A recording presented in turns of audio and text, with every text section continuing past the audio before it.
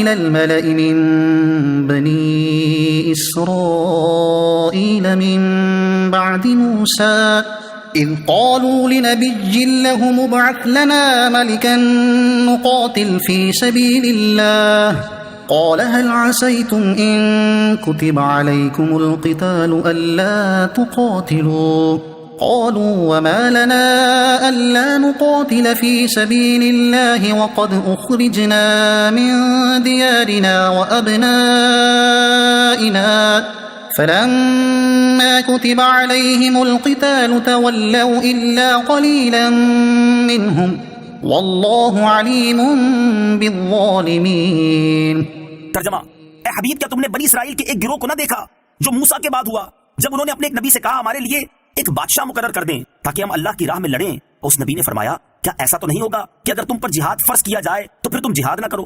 انہوں نے کہا ہمیں کیا ہوا ہے کہ ہم اللہ کی راہ میں نہ لڑیں، حالانکہ ہمیں ہمارے وطن اور ہماری اولاد سے نکال دیا گیا ہے۔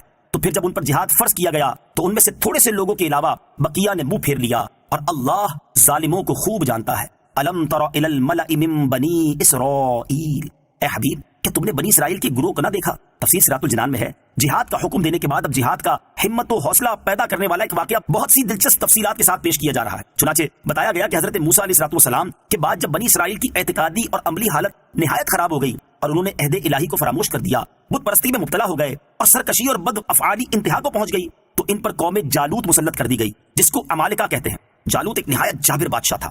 اس کی قوم کے لوگ مصر اور فلسطین کے درمیان بحر روم کے ساحل پر رہتے تھے۔ انہوں نے بنی اسرائیل کے شہر چھین لیے، ان کے لوگ گرفتار کر لیے اور ان پر طرح طرح کی سختیاں کی۔ اس زمانے میں بنی اسرائیل میں کوئی نبی موجود نہ تھے، خاندان نبوت میں صرف ایک بی بی باقی رہی تھی جو حاملہ تھی۔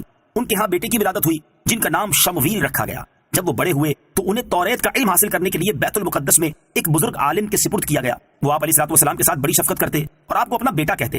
حضرت شمویل علیہ السلام جب بلوغت کی عمر کو پہنچے تو ایک رات آپ اس عالم کے قریب آرام فرما رہے تھے کہ حضرت جبرائیل علیہ السلام نے اسی عالم کی آواز میں یا شمویل کہہ کر پکارا۔ آپ عالم کے پاس گئے اور فرمایا کہ آپ نے مجھے پکارا ہے۔ عالم نے اس خیال سے انکار کرنے سے کہ کہیں آپ ڈر نہ جائیں یہ کہہ دیا کہ بیٹا تم سو جاؤ۔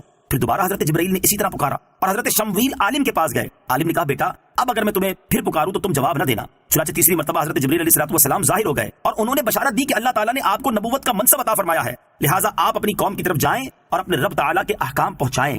جب آپ علیہ السلام قوم کی طرف تشریف لائے تو انہوں نے آپ علیہ السلام کو نبی ماننے سے انکار کر دیا اور کہا کہ آپ اتنی جلدی کیسے نبی بن گئے؟ اچھا اگر آپ علیہ السلام نبی ہیں تو ہمارے لیے ایک بادشاہ مقرر کریں۔ جب قوم کی اعتقادی اور عملی حالت خراب ہو تو کیا ہوتا ہے؟ اس واقعے سے بھی معلوم ہوا کہ جب قوم کی اعتقادی اور عملی حالت خراب ہو جاتی ہے تو ان پر ظالم و جابر قوموں کو مسلط کر دیا جاتا ہے۔ اس آیت کو سامنے رکھ کر پوری دنیا کے مسلم ممالک کی اعتقادی اور عملی حالت کو دیکھا جائے تو یہ نقشہ بڑا واضح طور پر نظر آئے گا۔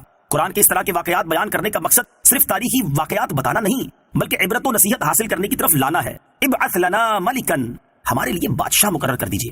جب بنی اسرائیل نے حضرت شمویل علیہ السلام سے کہا کہ آپ ہمارے لیے بادشاہ مقرر کر دیجئے تاکہ ہم راہ خدا میں جہاد کریں، تو حضرت شمویل علیہ السلام نے فرمایا کہ ایسا نہ ہو کہ تم پر بادشاہ مقرر کیا جائے تو تم جہاد کرنے سے انکار کر دو اور منہ پھیرو۔ اس پر قوم نے جذبات میں آ کر کہا کہ یہ کیسے ہو سکتا ہے کہ ہم جہاد سے منہ پھیرے، جبکہ قوم جالوت نے ہماری قوم کے لوگوں کو ان کے وطن سے نکالا ہے، ان کی اولاد کو قتل کیا ہے، ان کی نسلوں کو تباہ کیا ہے۔ یہ سن کر حضرت شمویل علیہ السلام نے بارگاہ الہی میں دعا کی اور اللہ تعالیٰ نے ان کی درخواست قبول فرماتے ہوئے ان کے لیے ایک بادشاہ مقرر کر دیا اور انہیں جہاد کا حکم دیا۔